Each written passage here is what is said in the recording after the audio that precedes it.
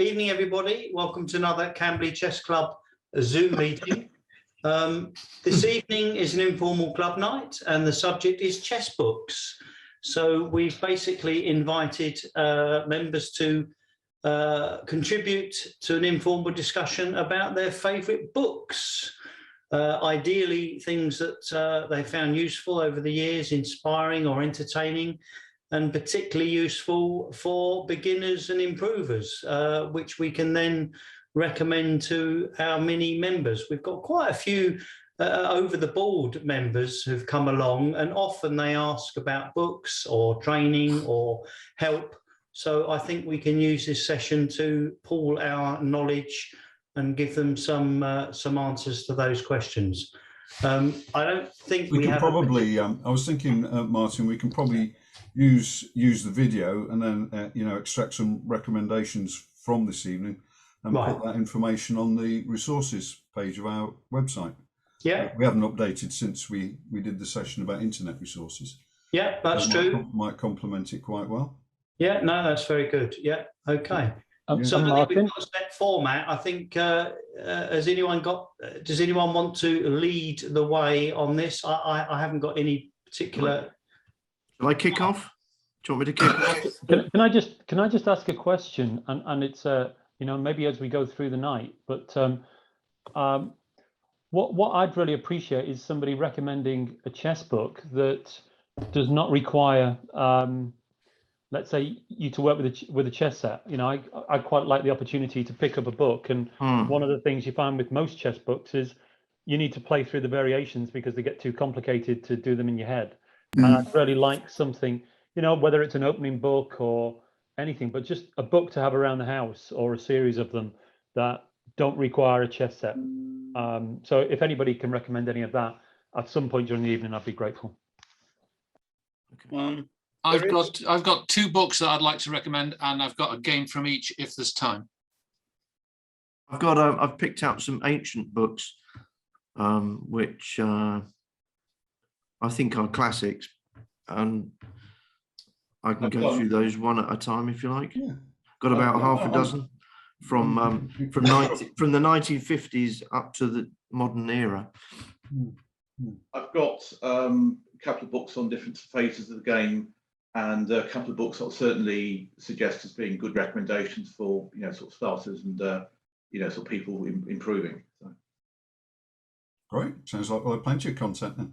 Okay. I've got a couple as well, and a couple of very miniature entertaining games, silly little games to show as well. So, but I've got the oldest one. Shall we start with Tony? Because I got the impression you've got some ideas for beginners and not particularly going through a load of games, which we can do a bit later. Shall we start with that? Okay. Yeah. Great. Yeah, I suppose you've all interpreted the brief in a slightly different way. But I'm going to start with two books. I think one has been discussed already when we talked about Michael Steam some time ago, and the first book I'm going to recommend is this book. It's called Simple Chess by Michael Steam, and it's first published sort of back in about 1980. And I found this an absolutely fantastic book for covering all the positional aspects of the game. Let's say a chapter in there on outposts, a chapter on open files, sort of chapter in there on space. The examples of aren't particular. There's not sort of thousands of examples, but something you can read very, very quickly.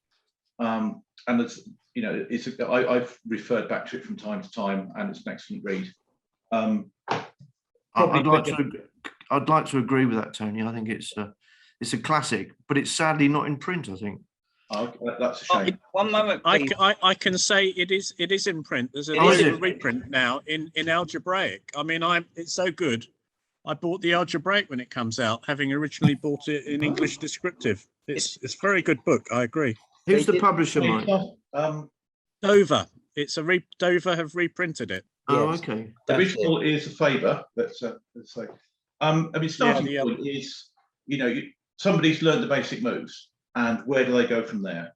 So it really covers all the positional concepts. The second book is a book by John Nunn, and probably get a lot of recommendations of John Nunn books because he's an absolutely fantastic author. And this one is The Secrets of Practical Chess. And again, yeah.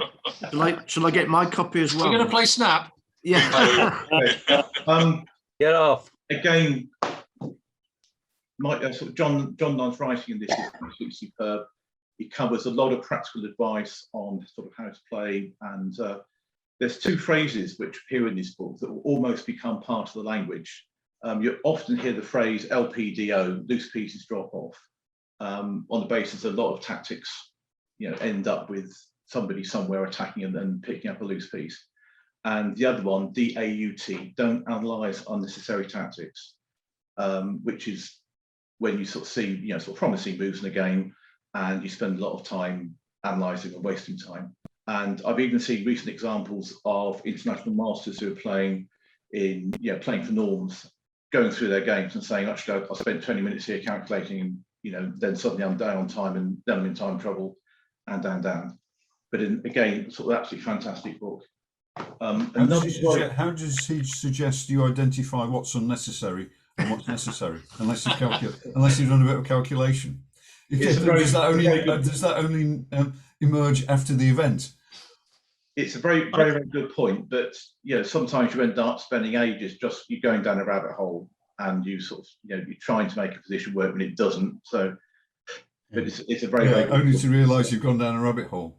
Yeah. There's a corollary of that, which is that if you've got various moves you could make, and one is good but is quite simple, then make that move. Don't spend 10 minutes analysing something more complicated, which may or may not work.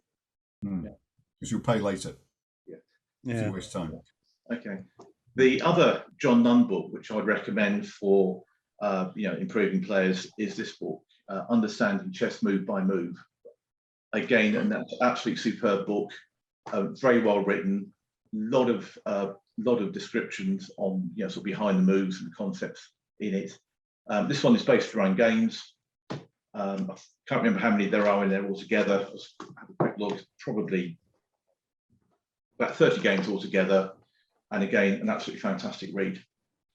I've got two endgame books I'm going to recommend, and one of them is one of the very first books I bought, and it's Reuben Fine's Basic Chess Endings. Everybody should have a good endgame reference book. There are probably other better ones out there now. Sort of Carsten Muller's books and Fundamental Chess Endings, as good as any. But I bought this book 50 years ago. And when I started playing seriously, I'd spent probably about a year, 18 months reading it, and it certainly paid a lot of dividends. Apparently, Reuben Fine wrote this book in about 4 months, and I defy anyone to read it in that time. On the rare occasions, but it's actually longer to read the book than the author took to write it. The other endgame book, which I think is that still in print? Do you know the Reuben Fine one? It is, yeah. It's been updated now to being a sort of algebraic one, but it's also been sort of much improved. I mean, over the years, a lot of sort of strong players, Paul Benko, Larry Evans, whatever, have sort of corrected it and improved it. The other endgame book, which I think is an absolutely brilliant read, is this one. It's Sharonevsky's Endgame Strategy. I think people have touched on it in the past in some of our talks. I mean, Hamish Alston's brought up the topic of the principle of two weaknesses. Absolutely fundamental to understanding endgames, and really is an absolutely fantastic book to have. Who's the author of that one, Tony, please? Right, the author of that one is M.I. Sharonevsky. It's quite an old Russian book. There's quite a shine on the reflection on the screen. It's difficult to read what you. Yeah, I'll send a link over if people are interested. Certainly. I'm just trying to make a note for the website. Okay, right. The books that this is you're probably easier to get this version, I think. Yeah, you're probably right. Yeah. This is Everyman, because you're who's the publisher of your edition? This is about sort of 30 years old, and this is a Pergamon book. Yeah. Maxwell was doing it. So that's Maxwell. Robert Maxwell, yeah. Okay. So this one is much easier to get hold of, I would think. I think so, yeah. It's the same content. Yeah, it's more But I would reinforce what you said about that. It is Okay. extremely good. Yeah. The two books, I'm going to a couple of books I've got in terms of games collections. Everybody's probably got this one. That doesn't have to sort of say anything about that. Fisher's 60 Memorable Games. Never heard of it. Okay, well. Is that popular? I've never heard of it. Yeah. It certainly is down this end of the world. Yeah. And David Bronstein's book of the Zurich Candidates Tournament 1953, absolutely brilliant game annotations in that. I've gone back and read this a couple of times. Different stages of my life and sort of chess knowledge, and absolutely brilliant read. And the other game collections that I think are well worth reading are the books on Paul Kerish's games. I've actually got the original 3 versions that say 2 by him and 1 by Gollenbeck, and the 2 books which John Nunn was involved in, and sort of basically just doing a lot of computer checking of the analysis, which appear in the footnotes. Brilliant author, well worth the read. I think there's only been one John Nunn book where he didn't receive great acclaim, and that was a revision of a book that you've already shown us. Oh yes, 60 Memorable Games. So there was a new edition of 60 Memorable Games, and some people didn't like the changes that were made. Some bloke from America, wasn't it? I think it was. No, Was it R.J. Fisher? I think he was the guy. That's it. I knew. Yeah. I knew the name would come to me. He said, "Don't fiddle with that book, please." Yeah, sacrosanct. But really all he did is, I mean, they put in one bit of faulty analysis, which was John Nunn's sidekick. Was it Graham Burgess who inserted thought that Fisher's analysis was wrong, and so they corrected it in inverted commas, and it turned out to be completely bogus and not a correction, which was but Edward Winter complained enormously just about the punctuation and changing odd words here and there. What he would do. Yeah, which was yeah. Okay, another book that is on my bookshelf, and this is perhaps treated as a bit of a heretic for this, but it's a book on the French defence. And it's a book that's written back in the 1970s by Wolfgang Ullmann and Svetlana Gligrich. It's an absolutely brilliant book. Fantastic game annotations in there.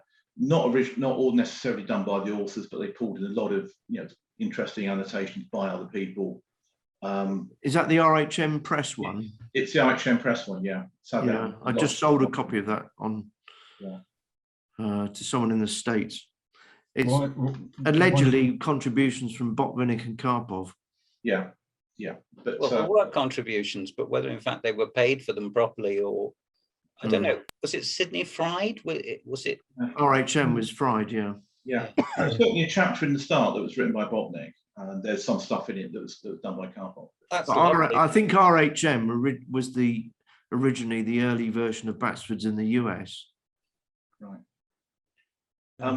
Tony, why did you say it was heretical to recommend that? Yes, book? why did you say that? Well, there are a lot of Caracal players in Camberley Chess Club. Oh, because it's the French, not because French of the books under some kind of cloud or. No, it's I'll be treated as a heretic. Oh, you'll be treated. There is.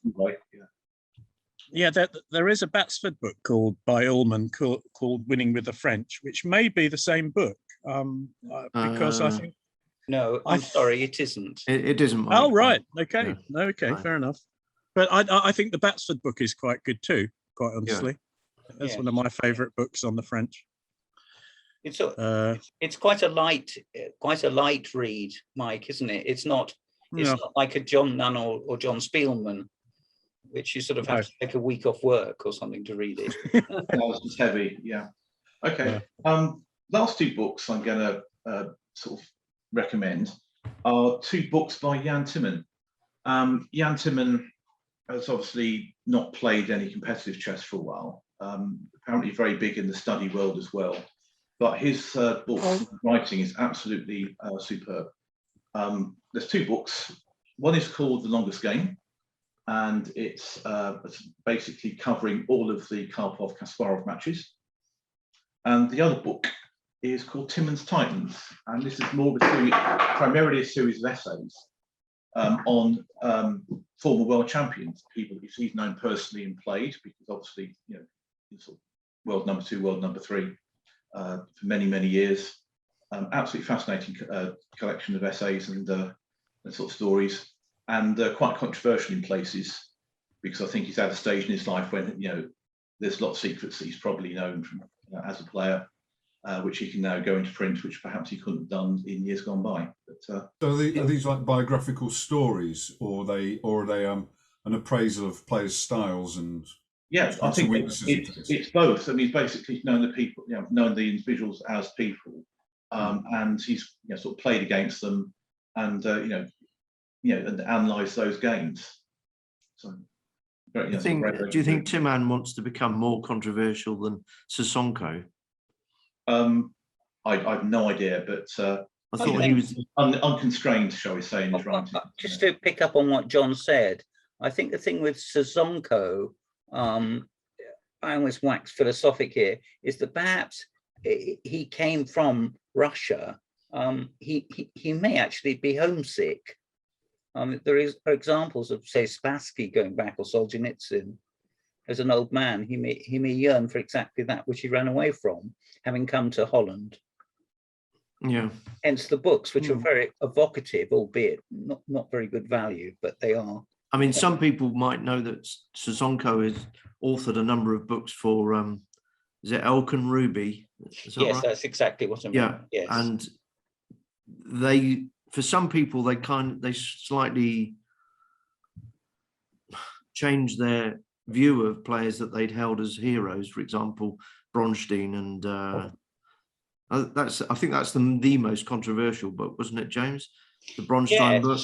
It was difficult. Well, I reviewed it, didn't I, for you? But they didn't like the fact that I was critical of the book, because I felt that Sosonko, who clearly knew what he was talking about and doesn't commit errors, and in his time would be in the top 40 or 50, it was very uncharitable about David Bronstein, who, after all, is dead. I shouldn't have laughed. You know what I mean. He's in no position to answer back. And it seemed rather repetitive. Yeah. But no worse than that. I mean, I've got a copy on my shelf. So yeah. Yeah, I think I'd agree with your Tony, your recommendations. The one book I would take issue with, probably out of all those, would be the Fine one. I unluckily years ago I bought a copy, but it was the descriptive copy, and I actually found it very difficult to follow. Because it contained reams and reams of analysis, and of course it wasn't easy to keep your place. If you understand if you're trying to follow an ending that's in descriptive, it's actually quite tricky. It's not the easiest book to read, but in terms of the value that it's had to me as a chess player. Yeah, I'm sure that's right. And I think it was an important book at the time. I think that's true. It's massively important. Of course it is. Yeah.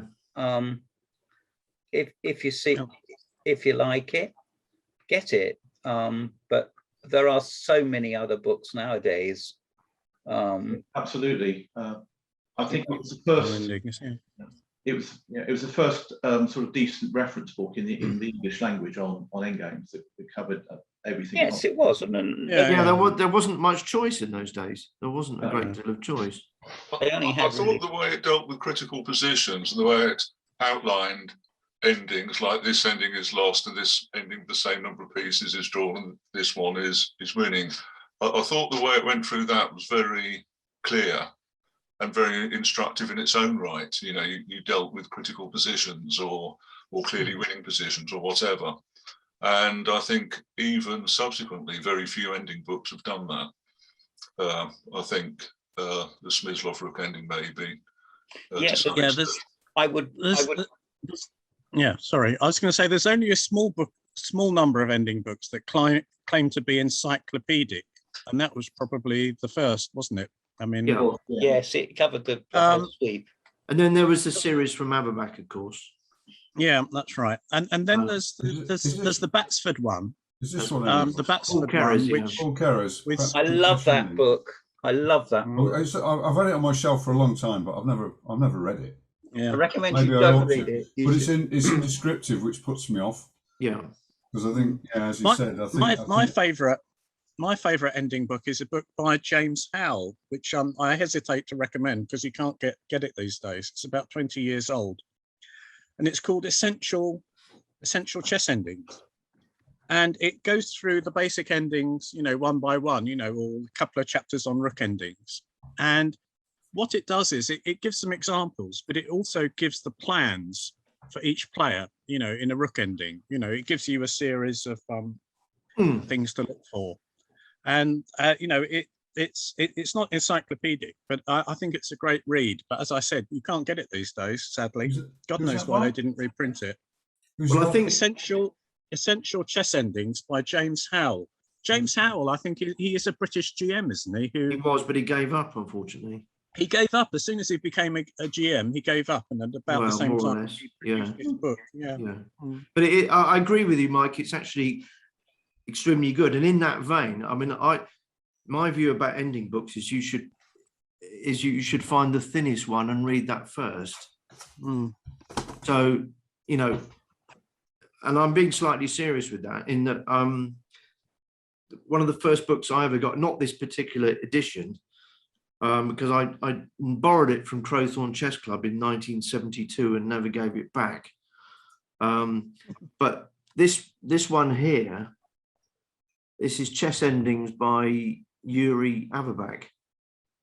Chess Endings Essential Knowledge.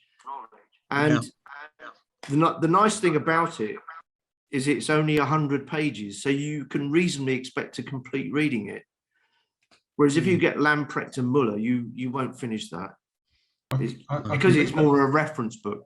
But so this is definitely one I recommend. Yuri Averback, Chess Endings, and it really, if you can go through that, I mean, my methodology would be to go through that and be confident that everything that's in here, and then perhaps look at a slightly more advanced ending book, if that makes sense. I can beat you for brevity, John. This is the only endings book I've ever read cover to cover. Who's that by? It's tiny. Theo Schuster, a German. Really good book. German master. Really good book. I lent my copy. Sorry. I must have bought it in about 1976 or something like that. It was. I think it. When's it date from? So that might be better than the German edition was 1975. The English translation was 1977.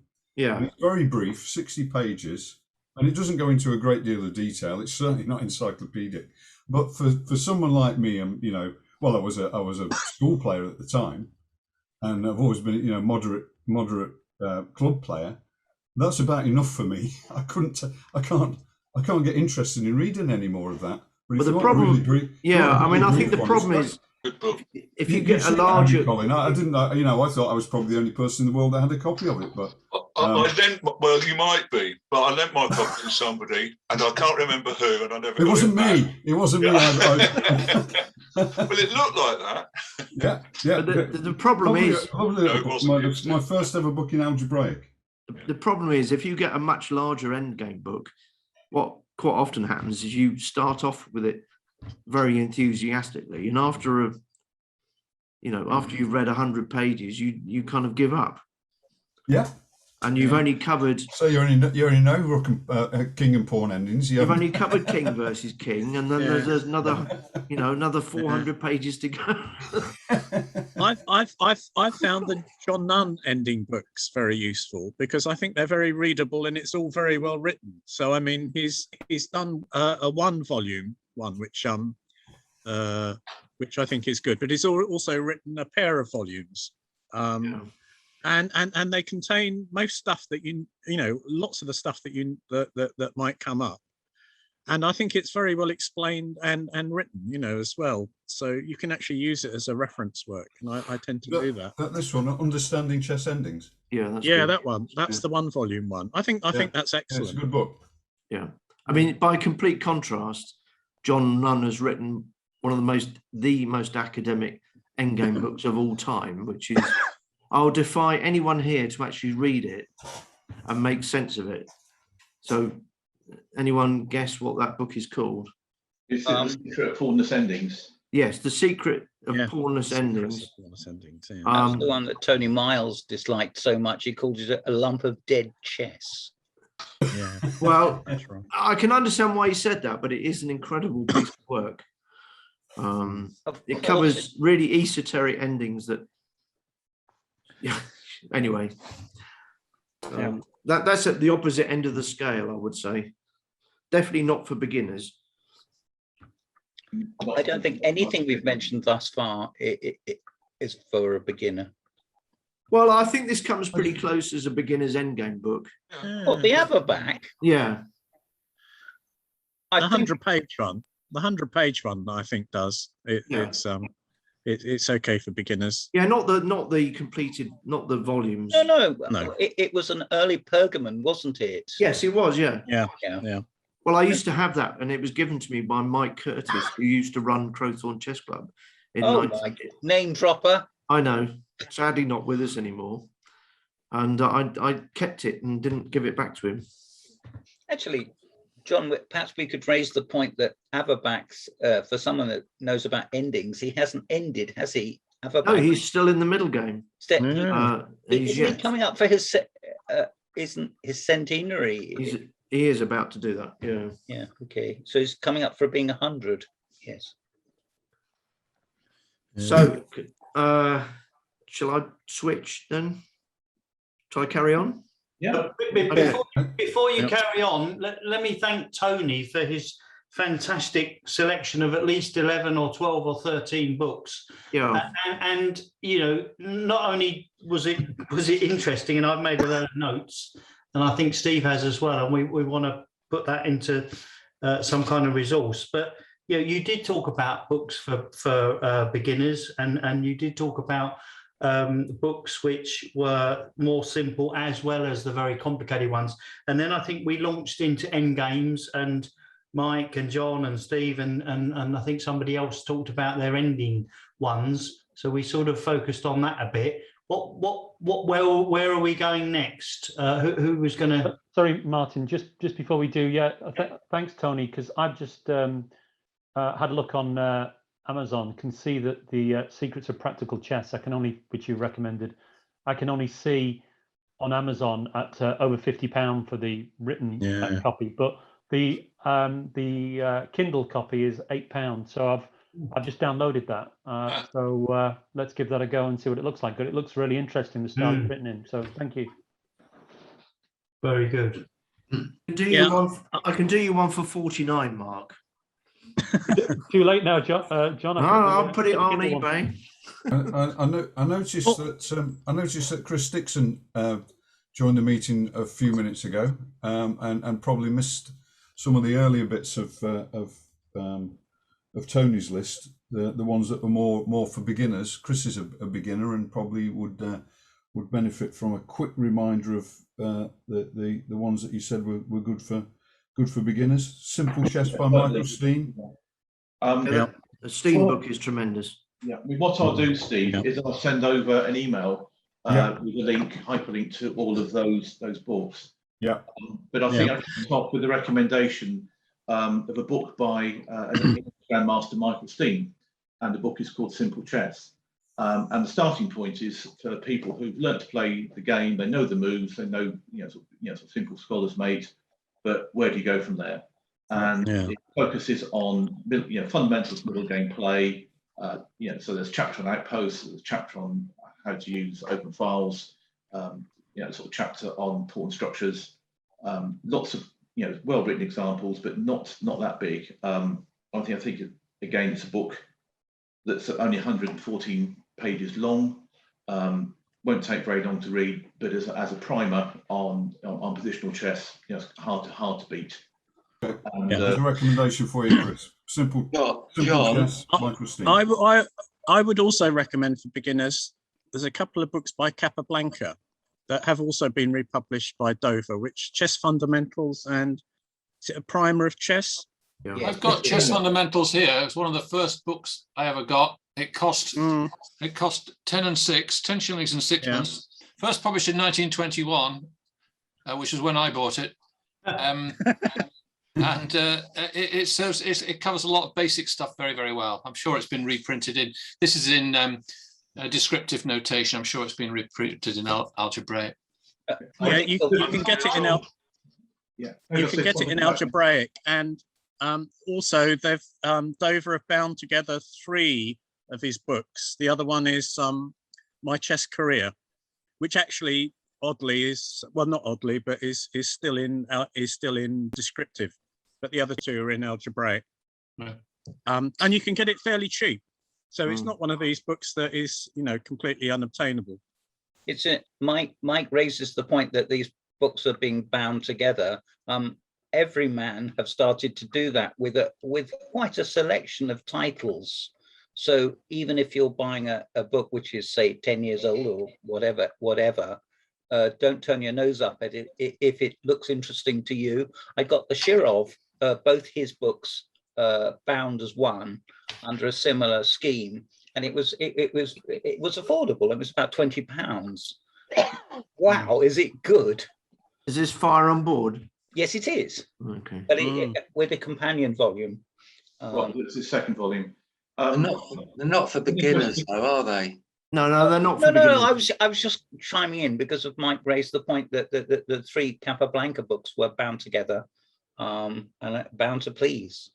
John, there was a chap called Webb. He wrote some books for beginners, didn't he? Simon Webb. Yeah, Simon Webb. Is it Chess for Tigers? Yeah, they were quite good books. Yeah. It was only one, but it went to 4 editions. The last came out after he died, in fact, because Simon was murdered. Was it? Sadly by stepson. So. Yes, that's right. Yeah, I mean the ones Philip was talking about. There's this one, Chess for Tigers by Simon Webb. This is the 2nd edition. What's special about that then? The title is obviously interesting and different. It's more about gamesmanship and a bit of psychology. Right. It's not so much about stronger players. Is one chapter in there. Yeah, it's not so much about trap a heffalump. Yes, I think it's sort of a primer for when you're going to battle. Good for tournament players. And the latest, I think this was the most recent version, but it's probably not in print anymore anyway. That's the Bassford's version. 3, if not 4, but I can't remember. I know that something came out just after he died. Yeah. Bless his heart. And I mean, he played at Basingstoke and won the Open, so which Philip will remember. It says on Wikipedia, on the 14th of March 2005, he was stabbed to death in the family hallway by his 25-year-old son, Dennis. That's it. Dennis subsequently drove into a wall at 130 kilometers an hour, but survived with a broken nose. Yeah. Well, he was a drug addict, and he went home to see his dad to obtain funds to purchase more drugs, and Simon refused to give him more money, and so he killed him. Wow. Shit. And it says that Simon Webb, as well as being a chess grandmaster, he was representing England at bridge. He was not a GM. He was an correspondence chess grandmaster. He was a postal GM. He was a postal GM, yeah. On the same level as Keith Richardson. Yeah. He was. He had an ELO rating of 2420. Yeah. Yeah, very sad that was. Okay. Right. Well, I hope you don't mind, but I've got some really old books, but I still think they're quite good, and you might be able to get them, you might not, but I'll just mention them anyway. So the first one was published in, I think, 1963. Oh, well, that is old.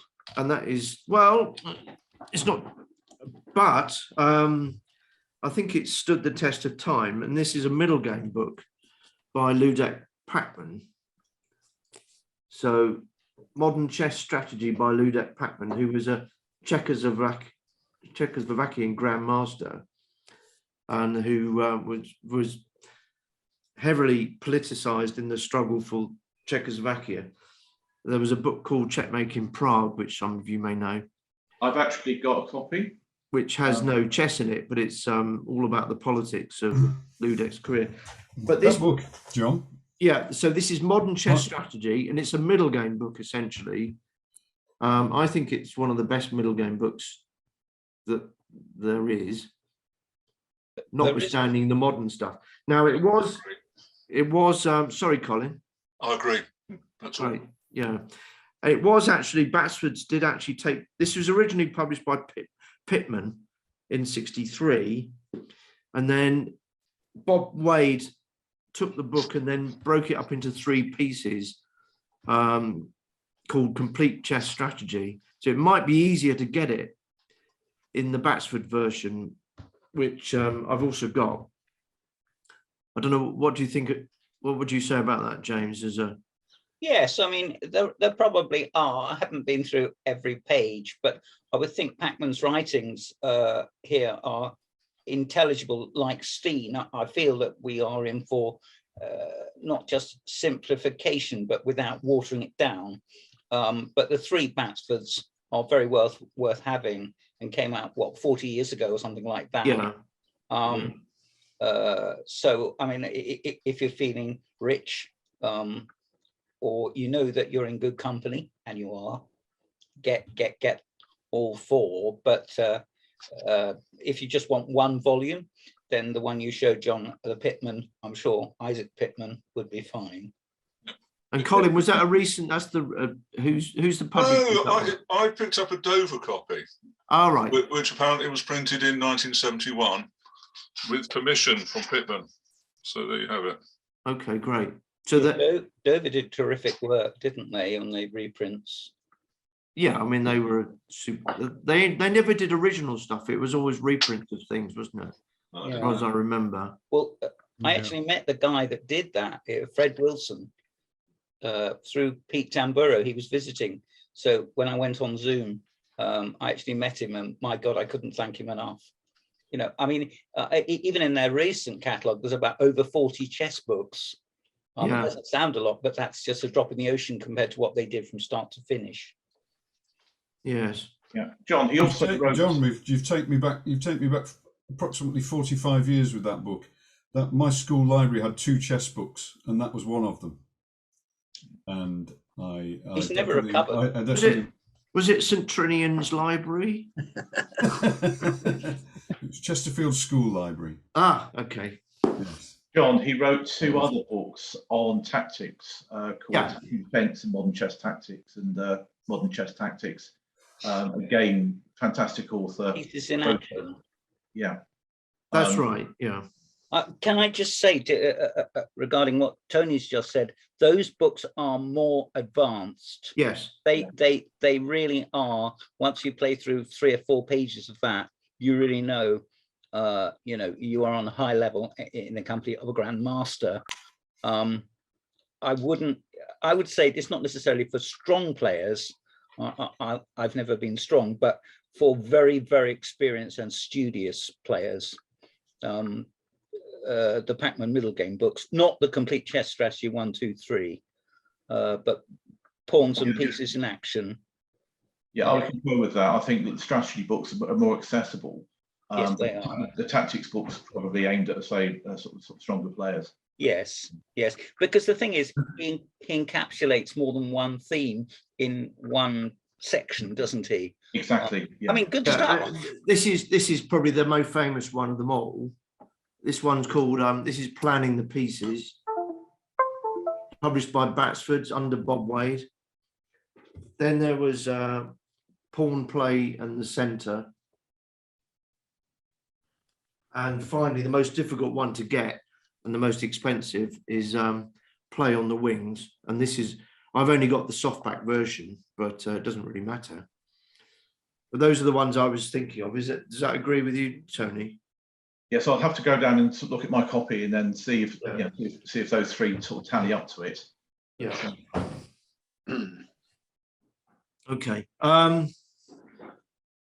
Right. So that was a middle game book. Now, I got the other bats for the other I can't even say it. The Pac-Mans here. Yeah. These are long out of print, but they are around in one form or another. Yeah, you can get them. Well, if you want second-hand books, chess books, the best place to get them from is obviously my eBay auction. Yeah, but, I would. I'm not prone to advertising, but no, I'm not. No. But more seriously, abebooks.co.uk is almost the best place to find them. And the publisher is Routledge and Keegan Paul. And also the best, maybe the best UK bookshop for secondhand chess books is run by somebody called Catherine Glynn, and is in Norwich. In Norwich, Catherine yes, Glynn, she's extremely helpful. You've been there, Mike. I've bought dozens of books from her, but I've never met her. No, I bet all through Abbey Books, as John says. ABE, yeah. Oh, that's good. Yeah. So, just because I wasn't going to show you this book until James came back, because you probably will think, what on earth is this about? But this is one of my favourite chess books, even though there's not a lot of chess in it, actually. So this book was by, this is also not easy to get, so I'm not being very helpful probably, but published in 1974 by Gerald Abrahams. So what's the title, James? The Chess Mind? No. Oh, a selection of chess essays. Not only, I can quote that verbatim, yes. I was Bobby Fischer plus a enormous intellectual endowment. It was too good to last. This is a bit of light, if you want some light relief and interesting and very well written essays, then Gerald Abrahams, who was a barrister at law, I found this to be tremendous. So it's published by George Allen and Unwin in 1970. I don't think it ever went to reprint. Yeah, so not easy to get. So that's it isn't easy to get, because that's probably my copy you've nicked. Probably £5,000 from Francis Bauer. Anyway, so that's called Not Only Chess, a selection of chess essays. Okay, following on from that is something completely different. Now, normally I wouldn't recommend books by this person, but I will on this occasion. Not Ray Keane. Well, on this occasion, flank openings. I was going to recommend, if you're interested on the Reti, the King's Indian Attack, the Nimzowitsch Larsen. Is it going to be flank openings? Here it is. We sport it for you, haven't we? Yeah. I've got that. Oh, and here we go. Yes. When Keane wrote that book originally, he was a teenager. It just shows his appreciation, his sophistication was on a high level. He wrote this between just entering university. So yeah, he did. He was gearing up to be on the same landing as Prince Charles, wasn't he? But unlike many of his books, it's actually well written. So, but it is an opening book, and but if you play, the King's Indian Attack, or the Reti, Catalan, or the Nimzowitsch Larsen, even, or the English. So any of those things, he calls it the Benko Larsen opening. That is 1G3. Yeah, and there's not too many differences between the various editions, so I wouldn't worry about that. I mean, new editions appeared in which the only difference was the number of the edition, and almost no difference in the content. He didn't slightly dodgy use of the word edition, I would say. Does it mention the grob? No. It's in a footnote. It says, "I'm hoping to cover the grob at some point in the future." I got that book, and I never really got to grips with it. I didn't particularly like it. He also wrote a quite good book an early book he wrote was called Evolution of Chess Openings, which is a historical account of chess openings and how they developed. You know, a chapter for each opening, which I think is good, as well, of course, as his book on Nimzowitsch, which I well, think is pretty good. His other main book is Nimzowitsch: A Reappraisal. Yeah. Which is highly rated. There's no doubt about that. But I was in the same university team as him. He was on board 1, Hartston on board 2. I was board 16, I think. 60. So you 16. were at 16. Cambridge with the guys. I was. Oh, well done. Yeah. Did My you? stepfather knew Ray Keane at university because he was at university at the same time. Oh. What was his name? Terry Loudon. No, I don't remember. I played most of them. No, Terry's not. He's not a chess player. All right. He studied. I think he read history there, but he sort of mentioned that he knew Ray Keane at Cambridge. So. Just in case nobody has heard this story, Trevor Jones went to school with Ray Keane. Oh no! He not went to that Dulwich College, yes. and beat him once standing in a dinner queue. In the dinner anyway, queue, it was a blindfold Trevor's game story. in the dinner queue, wasn't it? Yeah, Well, Good for Trevor. Trevor has dreadful eyesight problems, doesn't he? yes. So. Yeah. Okay. Right. Moving on. Moving swiftly on there. This book has been slightly mentioned previously, but I just thought I'd show you a different version of it. It's probably one of the most famous tournament books of all time. Yeah. And Tony mentioned it. It's the book of the Zurich International 1953. And the reason it became famous is the quality of the annotations. So every game from that tournament has been covered. And really, it's about the way he annotates the middle game and ending. He doesn't spend a lot of time on the opening. It's more about the middle game and understanding that. So really and truly, this is a middle game book, even though it's described as a tournament book, because it's both, I suppose. But it's certainly one of the most famous. And again, it's the version I've got is a Dover. What was yours, Tony? Mine. Yours was Batsford's. Yeah, mine was Mine is the Batsford one. They had wrangles over the translation, and the Dover one, although the typeface is very crude indeed. Yeah, it is. It's considered the best, but I'm in no position to arbitrate. Yeah, I mean the font is basically typewriter font, isn't it? Yeah, it is. But for that doesn't give a problem at all. No, but some people might not. And I think is that in print? I'm not sure. I would have to go and check. Yeah, it probably is. Yeah, it should be. It should be if it isn't. I think it is. I mean, it is such a popular book. I'll be very surprised if whoever's publishing it would let it go out of print. Yeah. I mean, there are two publishers that I should mention that do republish works, and the legality of it isn't always clear. One is by Ishii Press, who I tend to regard as Iffy Press. Scam Sloan. Well, his nickname is Scam Sloan, indeed. Careful, this will be going on the internet. Yeah.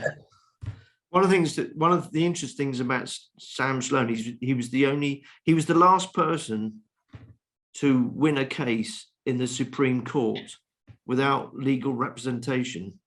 So he defended himself, and then the rules were changed. So you always had to have a barrister or something, or lawyer to represent yourself.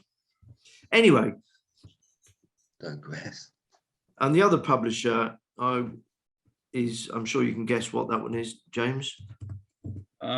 Is it Routledge and Keegan Paul? No, I'm thinking Hardinge Simpole. Oh, Hardinge Simpole, yes. The two Keen's acolytes, yes. Julian Harding and the Honourable Colin Harding, not to be confused with Timmy Harding from Ireland. Or the comedian Michael Harding. No, Mike Harding, in fact, yes. He up your buggers. No, that one, no, it's not him. No. More of a folk singer than a comedian. Anyway, and He's been around, I think. The next book is really off beam, and probably no one will predict that I recommend this one, but I like this from a personal perspective. Published in 1982 by George Allen and Unwin, and written by Wolfgang Heidenfeld, with a foreword by John Nunn. So the book is Would You Like? You want to draw? And actually, this is a very sought after book. You try and get a hold of a copy of this and it won't be easy. I've got one already, so I don't know what you're talking about. But you can guess what it's about. It's about hard fought games that ended in draws.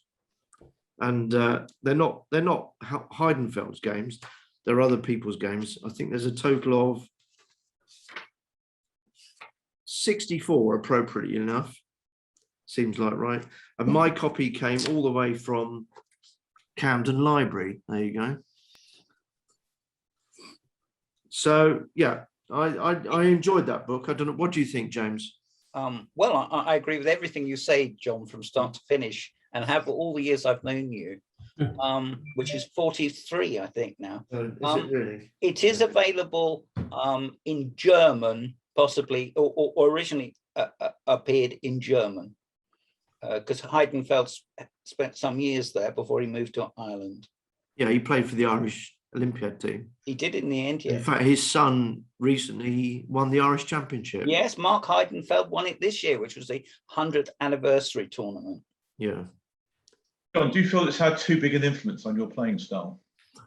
I'd like to thank that book really for fine-tuning my approach. No, John said it was about hard-fought draws. Oh yeah, no, that's a good point, Steve. Can I just turn the tables? Since we have a large number of chess people listening, has anybody got the book "Lacking the Master Touch" by Wolfgang Heidenfeld? No. Well, you haven't, but there are other people listening. Because I'd like to buy a copy. I think it's quite tricky to get that, isn't it? It is tricky, yes. I'd even be prepared to pay, $2, $3, and perhaps even £4 for a copy. As much as that? Wow. Well, including postage. Yeah. No, I would love a copy. Okay. By the way, we've just had an email come through from Camden Library. Oh, yeah. Oh, yes.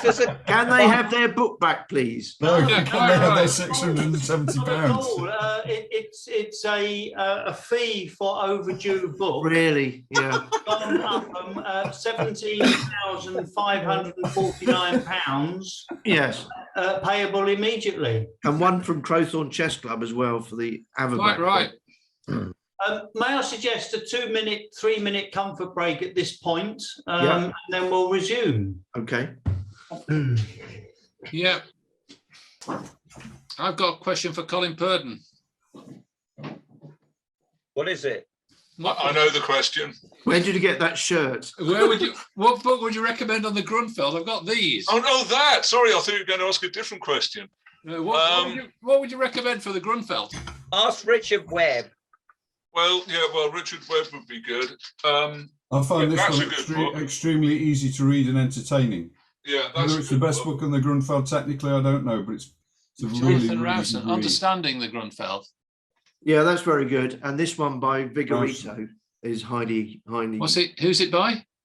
David Vigorito. Oh, well, I'm only going to get one. Which is better? If you want an up-to-date opening book, this one's good. By Kovalchuk. The Grunfeld. Yeah. Is that the one that you reviewed, Colin? It's one of the two I reviewed. Yeah, all those years ago. Yeah. This is Quality Chess. Quality Chess is Orgold's lot, isn't it? So what's that called? Jacob Agard, yeah. Yeah. So it's a good book. It's up to date. Playing the Grunfeld. Well, who's the author again? Alexei Kovalchuk. Kovalchuk. I needed a good book on it. And who was the one you recommended, John? David Vigorito. Vigorito. Yeah, I did like the one that Steve Harley recommended as well. It's a concepts book. That Rowson one's very good. Yeah. Very entertaining, easy to read. Yeah, and there's a lot of theory. Sort of chess book that I like. It's easy reading. It's got some flippant, funny stuff in. But is it comprehensive on the opening? No. It's probably not. I don't know. I haven't read those other ones. It's probably not. It's probably. I mean, it's not a Bible of the Grunfeld. It's a good. I'm still using William Hartston, £2.10. Cool. Yeah, that was good in its time. Yeah, but it's way outdated now. Yeah, well, that's Well, yeah. Things. I mean, the trouble is, opening books. Does Hartston's book even mention forever. stuff like that rugby one line? I think all that sort of post dates Hartston's book, isn't it? Sometimes those books are good because modern players won't know some of the older lines. Yeah.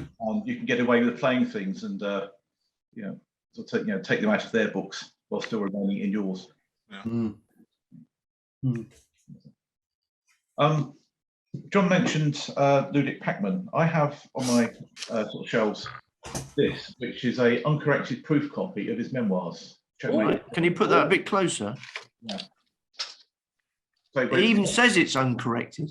Yeah. Says not for sale. Yeah. I can't remember where I bought it from.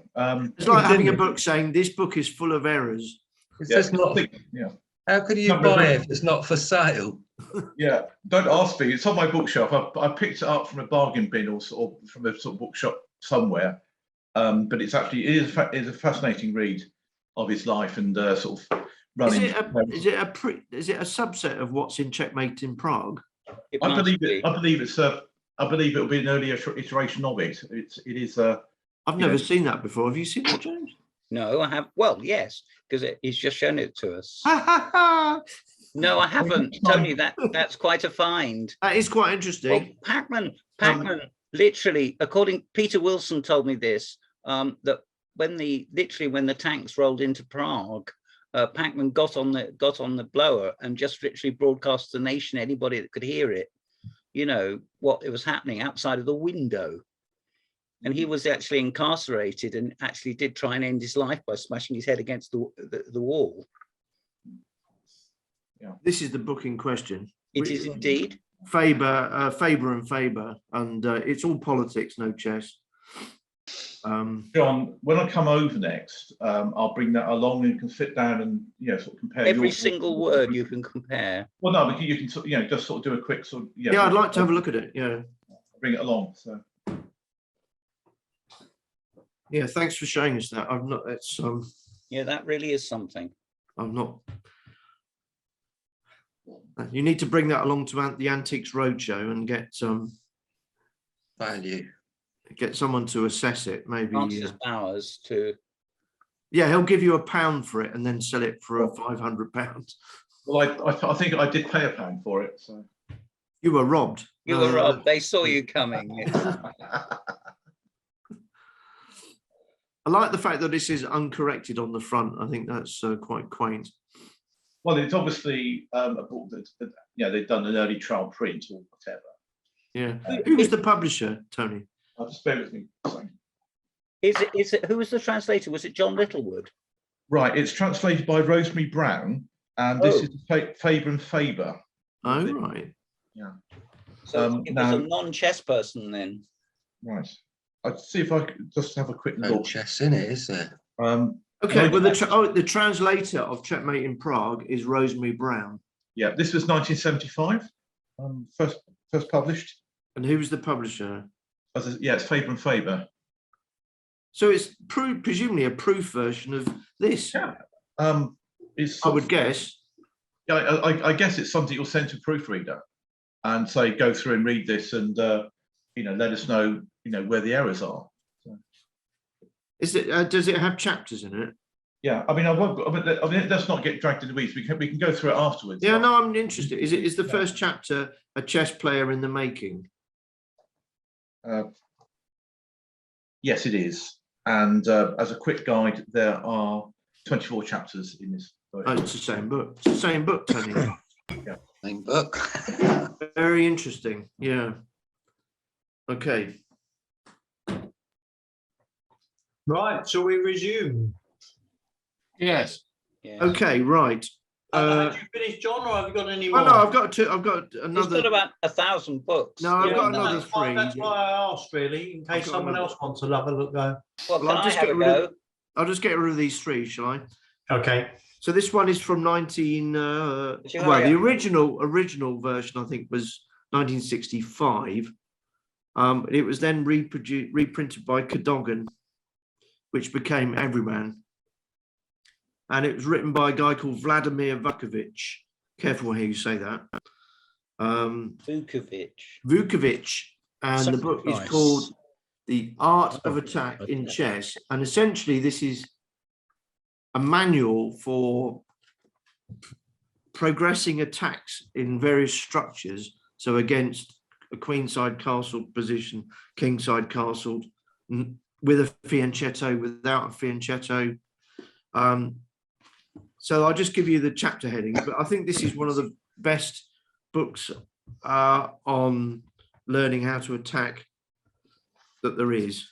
Yes. So the chapter headings are the attack against the young castle king, the attack on the king that has lost the right to castle, which is quite interesting, on castling and attacking the castle position in general, mating patterns, which, you know, even if you only read that chapter, this book is worth getting.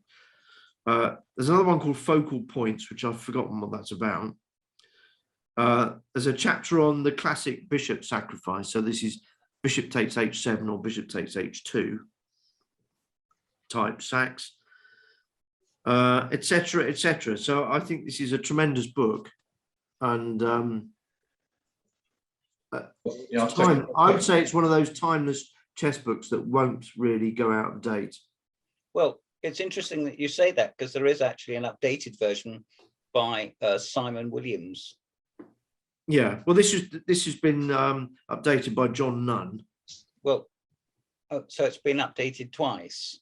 Well, presumably they've. Despite the fact you said it didn't need updating. Well, perhaps they've got a chapter on moving the H pawn or something. I think they might have. Yeah, yeah, all the way from Godalming, how to move your H pawn. But anyway, I think that's a classic. And I wasn't really going to mention any opening books whatsoever, but because they tend to go out of date so quickly. But I do have one that I think hasn't really dated since it was published. It's by Tony Coston on the English. So anyone that plays the Reti or the English, this has really stood the test of time as a book. And interestingly, it commands high prices secondhand. Because of that, it's in such demand that unfortunately, it hasn't been reprinted. This version is by Gambit, i.e. John Nunn and Graham Burgess, etc. It deserves a reprint, in my opinion. But it's a really brilliant book for anyone that plays the English or the Reti. It spends a lot of time with G3. Majority of it on the Botvinnik setup. Yeah. No, it does. Well, as I recall, I've got the book, and I recall it.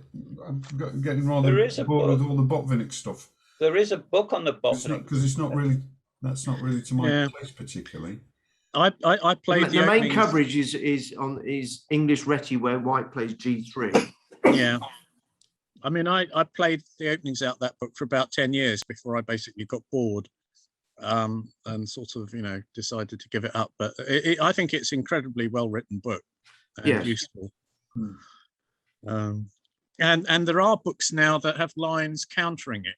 I can't think. I think I only saw it in a bookshop or somewhere, but there's certainly one book that's got a section what to do if you play someone who's got Coston's book. Yeah, and it's got lines against his lines. But I mean, one of the principal, it's ideal for learning a note and a self-contained kind of opening where you don't have to study many other opening books. I mean, this one is probably pretty good, but it's a slightly different flavor of the English where White plays G3 very early, like move 2, and also plays rook b1 quite early and then punts the b pawn up the b file. And the idea is to lever open the long diagonal, the long white diagonal, and bring the g2 bishop into activity. So I don't know what it is about this book, but it's been hugely acclaimed. It commands high prices, and you can see why. It got recommended recently in one of the talks, and Yeah. I did in fact look on Amazon with a view of trying to buy a copy. Excuse me, and yeah, did see that it does command extraordinarily high prices. Yeah, it needs a reprint. Yeah. I don't see why. One thing I did notice, I think Tony Costin originally comes from Chandler's Ford in Southampton, and has an introductory game against Philip Roster, who's another ex-Portsmouth player. So. Yeah, well, Tony Costin played for in the Berkshire League. He played for Early, right. Along with Sean Talbot. That's right. And they were a pretty strong team in those days. Yeah, I can imagine. It was, that's right, because Joe French, whose grade at the time was about 100, had to play Sean Talbot, whose grade was 232 on top board. And Vic Boyden, who was about my playing strength, had to play against Tony Costin on board too. Right. Those were pretty closely. I bet they were quite close, those games, actually. Yeah, yeah. Well, I was once witness to a Joe French game in which somebody on this Zoom call was one of the players, and I think Peter and I came into the playing room and we couldn't work out how White's rook had ended up on h8 or something. But the opening moves were, I think it was, Gordon may know the answer to this, but I think it went g4, f5. And somehow either Black's rook ended, it was the most bizarre position you'd ever imagine. Do you remember that game, Gordon? No, I can't remember that. No. Yeah, it definitely went g4, f5 or something like that. Quite crazy. Anyway, my final book, you'll be pleased to hear, is an endgame book. So we mentioned the Averback one, but in terms of instructional value, I would like to recommend this one by Jesus. And if anyone is going to know anything about endgames, it's going to be him. So Jesus. I think it might be now 101 endgames, you must know. I'm not sure. Someone's added another endgame position. But did Nigel Pover recommend that one in one of his? Yeah, I think he did. Yes, yeah, he did. Yeah, there's a second edition. There is a second one. I think it's 101 endgames, isn't it, Mike? Yeah, I think so. Yeah, yeah. And I think there was some curious somebody on YouTube tested Magnus Carlsen with every position in the book, and I think he got 99 correct or something on that. He was just showing the position and instantly gave the answer within a few seconds. But I think if you combine this one with the Averback book, this was a bit more referencey, but it does develop the ideas in the other one. The other one I'd put on almost the same level is the Hawkins book. Yeah. Which I think is also very good. Yeah. That is what's the title of mine? Steps to IM or something? Yes, it is. It explains how he to IM or something. Yeah. Yeah. Hawkins seems to be run to ground, doesn't he? Well, he's involved in coaching now. His rating's still very high, but he is involved in teaching in schools, not so much playing. But he was self-taught and quite a late developer, if I remember. He was. Rather like Joe Gallagher or someone like that. He didn't get to be very good until quite late in his career. And I think his current rating is... Yeah, but he hasn't played. But he has, well, yeah, but it will, yes, exactly. Anyway, those are my recommendations. Thank you, John. Thank you very much, John. Paul, I think you had some things perhaps you wanted to mention. Yeah, so a couple of things. I think everyone needs a good openings. Everyone should have a choice of openings and a simple book to explain the opening. I moved from Alekhine's defense to the Caro-Kann, and this is the book I based most of my work on, which is the Jovanka Huska, Play the Caro-Kann. And I think she explains the concepts in it really quite well. And it goes through all the main lines. And I've got a line to show you from it if you want to see it. So that's the Caro-Kann. Yes, I would see it. And one of our speakers is Cyrus Lakdawala, and he's written a lot of books. This is a very good book if you play D4 and C4, and it covers all the main responses: Benoni, Dutch, Queen's Gambit declined, Queen's Gambit accepted, all of those. And he's quite humorous in his approach. I reviewed this. John Upham asked me to review it. I reviewed it, and it's a good book, and I've enjoyed that, and I've got some very good lines out of it. So I think you need one or two books, and that's why I'm looking for one on Grunfeld as well. There's a couple of books for the middle game, which I think, when I lose games, I tend to lose them not in the opening, but in the late middle game or the end game. I held Nick Pert until the end game, and then he just completely crushed me when we played. But I can normally manage the opening, and I can manage the early middle game. It's the later middle game. And if we reach the ending, then I'm not quite so good there. I got this book. It's a famous book, The Amateur's Mind, by Jeremy Silman. And that really goes into a lot of middle game stuff. I didn't particularly like it. I found it a bit heavy. But a lot of people rate it as a great middle game book.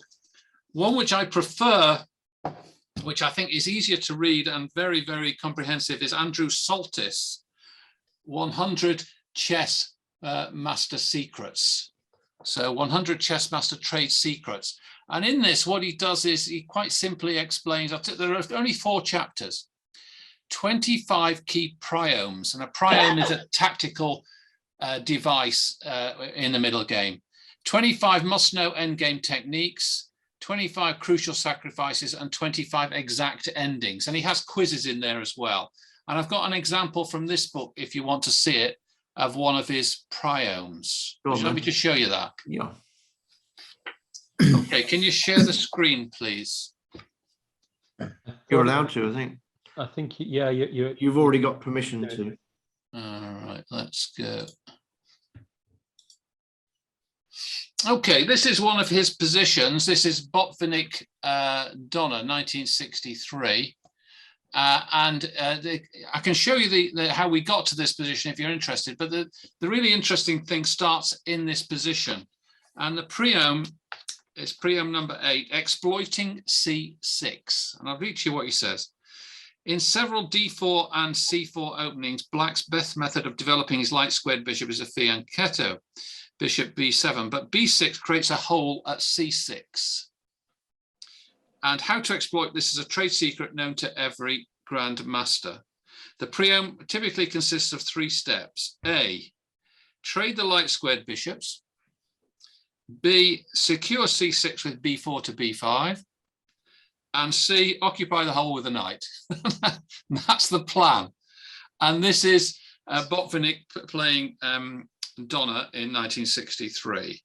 So in this position, Botvinnik played knight to d4, which is quite a surprising move. Normally, I would hang on to my white squared bishop here. I wouldn't normally exchange it, but it's encouraged here.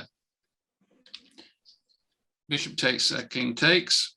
And he says the only way he could avoid the bishop swap is through concessions. For example, knight to d5, which white would drive away with e4. Okay. So black plays queen to c7, and I would be tempted here to play rook to c1 straight away, but the black queen can just drop to b7, and it's on a very nice diagonal, hitting the king or hitting the a8 to h1 diagonal. So Botvinnik, who's a fantastic player, plays, what would you play as white here? b5. b5 now. You know, he played queen b3, believe it or not. Yeah.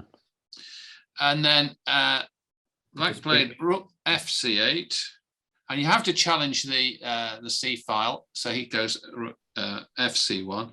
The queen goes here, check. Now then, what would you play here as white?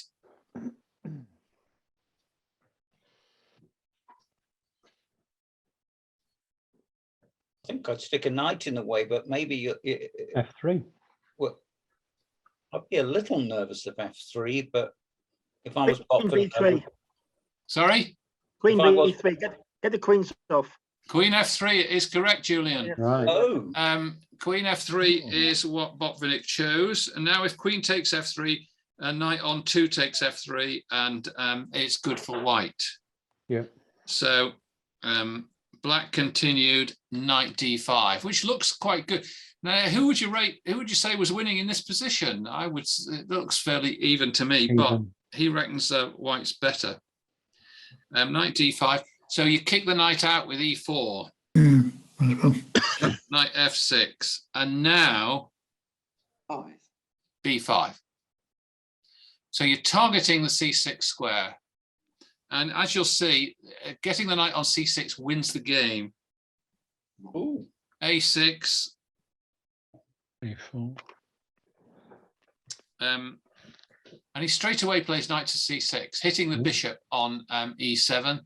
And the bishop drops back, and then he plays A4. So the Premier must shut black's heavy pieces out of the game. Trying to oust the C6 knight with knight B8 allows bishop takes F6. And if he prepares knight B8 with knight E8, it invites E5, threatening knight E7 check. And also, once he plays E5, he's threatening knight E7 check and queen takes queen, which is quite a nasty little trap. Oh, yeah. Oh, so black in this position tries to escape with trades. Plays A takes B, A takes B, rook takes A1, rook takes A1, rook A8. What would you play here as white?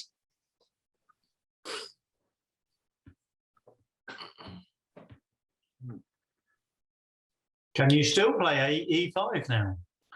Yeah, or rook takes rook first. Oh, yeah. Can't you just play 97? Once you play E5, the knight drops into D5, which blocks that diagonal. Yeah. And so what white played here was rook D1. He says it's important to keep material on the board to make the C6 knight matter.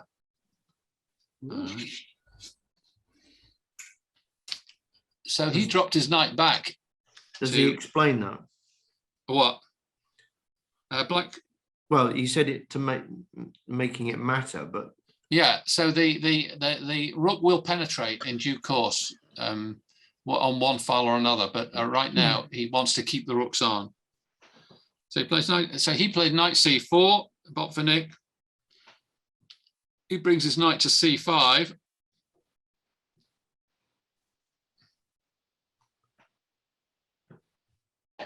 And now he plays E5. Now he's got the tricks on this long diagonal. So he played rook C8. But the queen's protected by the knight now, so he doesn't have the. So what would you play here as? well, he's certainly to win the exchange, wasn't he? Was he? With knight, yeah. Is he? No, the D6 square is covered, I think. Anyway, what would you play here as white?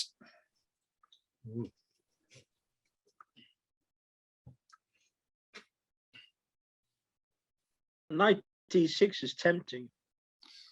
Knight D6, yeah, I think he has to chop it. Then you get a pass pawn. Well, you do, but You just go with a rook behind it too. And an open, you've got a rook behind a pass pawn, you've got an open diagonal for the bishop. Yeah, but You yeah, didn't play it. he didn't play it. Yeah, it's like the exchange on D6. Just play knight D6 first and then recapture with the rook, followed by the pawn, because then you've got sort of threats on G7 and the pass pawn on D6. You can see how strong the knight on C6 is. Well, white played rook A1, targeting rook A7. Now, if he puts the rook back on A8 now, this rook takes rook, queen takes rook, knight E7 check wins the queen. So he can't play that. They played rook C7. The rook came down here anyway, rook A7. Now, if the queen drops back to c8, then white plays knight takes b6, which is just crushing, because the queen's got nowhere to go, really. So black played this. Oh. And at that point, black resigned. Yeah. So that's one of his themes. He shows that he has 25 of these middle game themes, and one of them is to target in this position c6. If there's a hole on c6, get a knight on it supported by a pawn on b5. So he's got a lot of ideas like that in the book. So I would recommend that book. Very good. Do you want me to show you a Caro-Kann game? Yeah, sorry, Paul, would you just give us the title of that previous book again, please? 100 Chess Master Trade Secrets okay, by an American GM called Andrew Soltis. Yeah. Another book here I was going to show, 300 Most Important Tactical Chess Positions. And who's that by? That's about Thomas Enquist. Oh. ENGQVI. That's a very recent book that Philip's showing us there. 2020. So readily available. It's a very good book, this. Okay, so I'm going to show you a line in the Caro-Kann. I don't know who plays Caro-Kann, but it's one of the lines I have trouble with, and it's the exchange variation.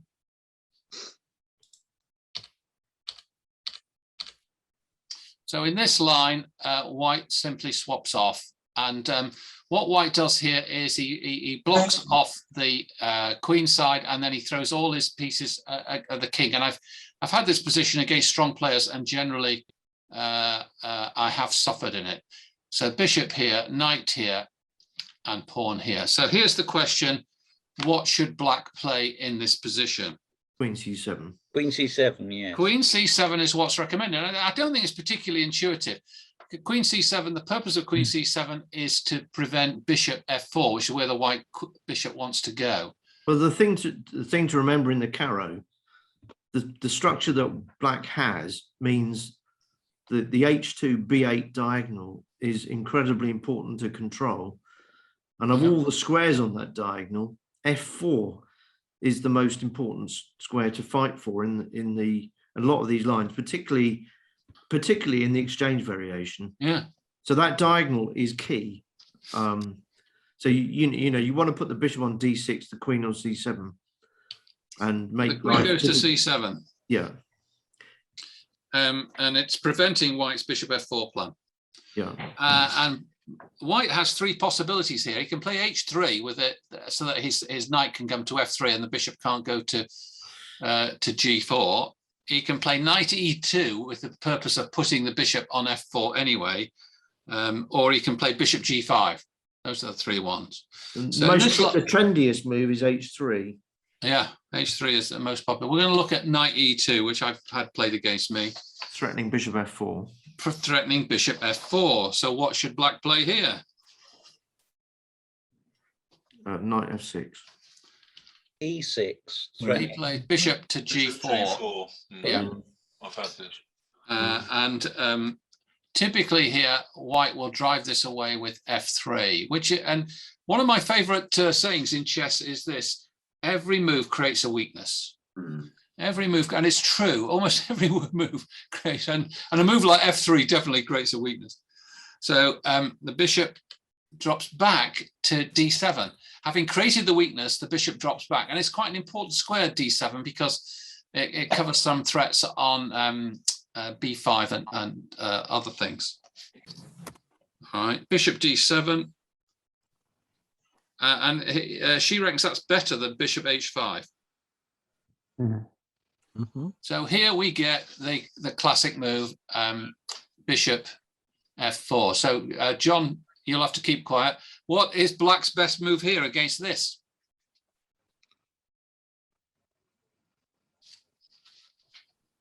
Is it queen b6? Queen b6 is the sort of thing I would have played before reading this book, yes. Right, might need to read it then. But queen b6, you get queen b3. Yeah, and it's not particularly good for black. Black's moved his queen again. So the correct move, the whole thematic move. I'll give you a clue. What's the most in-your-face move from Black? E5. E5. E5 is the move. Yeah. Oh gosh. You've got to be able to play this, otherwise you're dead in the water. Yeah, E5 frees Black's position. It makes Black's position look very loose, but it's only because you can play Bishop D6. Yeah.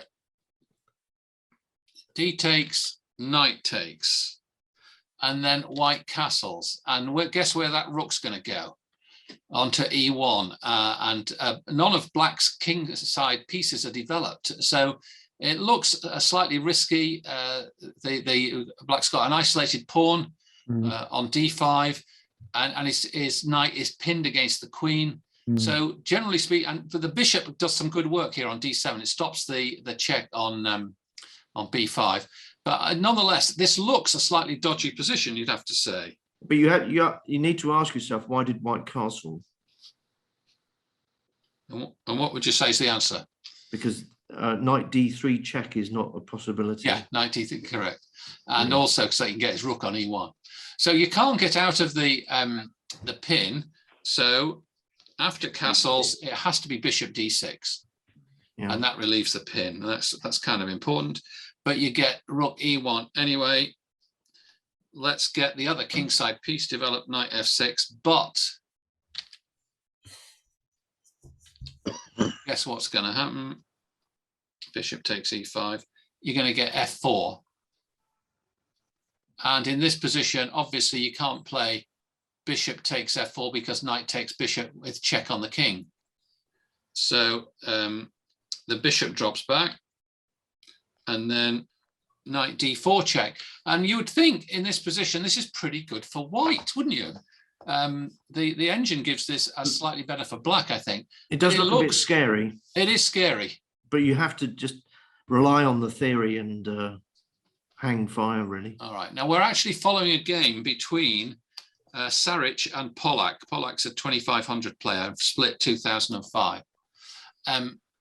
So in this position, Black has to play King F8. And normally you think King F8 is not so good. The rook's trapped in, the king's not particularly safe, and we've still got an isolated queen pawn. White has to play G3 in order to protect the F4 pawn. And what she says is that G3, in this position, Black plays G5.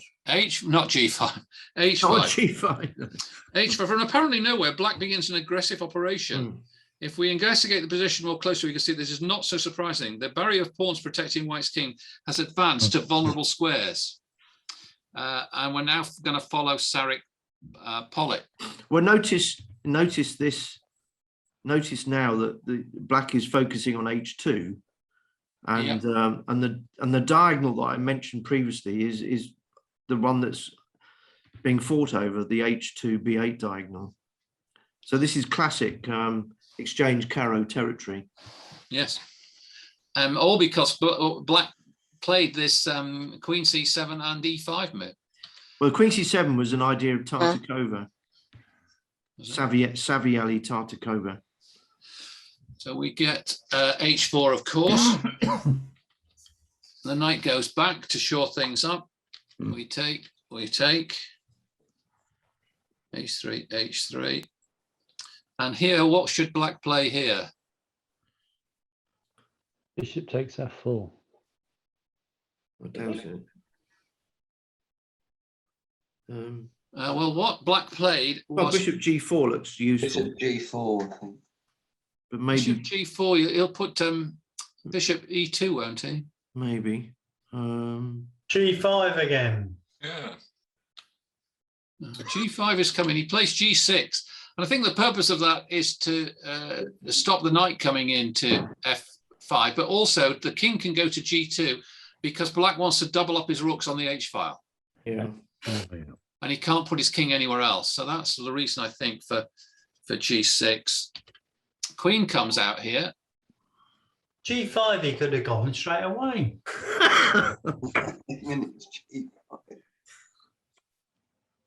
Oh, yes, G5 is coming, believe it or not. Queen F3, Rook H3. So he plays F5. Oh, Ooh. But you can't guess what's coming now. G5. Yeah. Can you tell what it is yet? King G7 he plays. Oh, Otherwise the knight is very vulnerable. If he doesn't play that, then pawn takes pawn and the knight's looking. oh, So he good plays point. King G7, King G2. All right. And what should black play now? B5. I would play Rook A to H8 almost without thinking, but in fact, quite right. He plays G5. He says, take the rook if you want. Oh, the cheapskate threatening G4 and even better. Threatening G4, but it's very loose. Dear me. Anyway, he plays G5, Queen E3. Now he's threatening to take the rook. Okay. But he doesn't play Rook A to H8. He plays Rook here. He has to defend the pawn because otherwise he's playing Queen takes pawn check, which is kind of devastating. Winning the house. Rook here.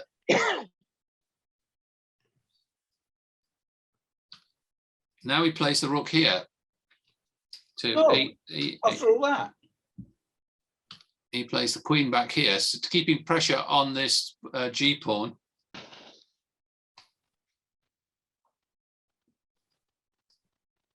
Now, instead of taking the rook, which I was expecting him to do, he swings that. Now he swings this, having driven the queen off the E file. He swings his rook here. Now he's doubled up on the H file. Queen comes back to E3. Now I would obviously play Rook E8 here and offer a draw. Yes.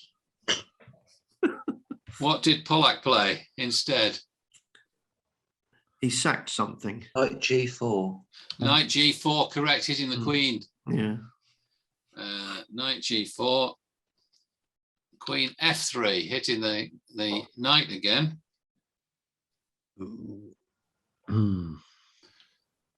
What would you do? Knight E5. This knight is looking rather handy now. Queen back to E3 again. He did play Knight G4, Queen F3, and then he played Knight H2. Yeah.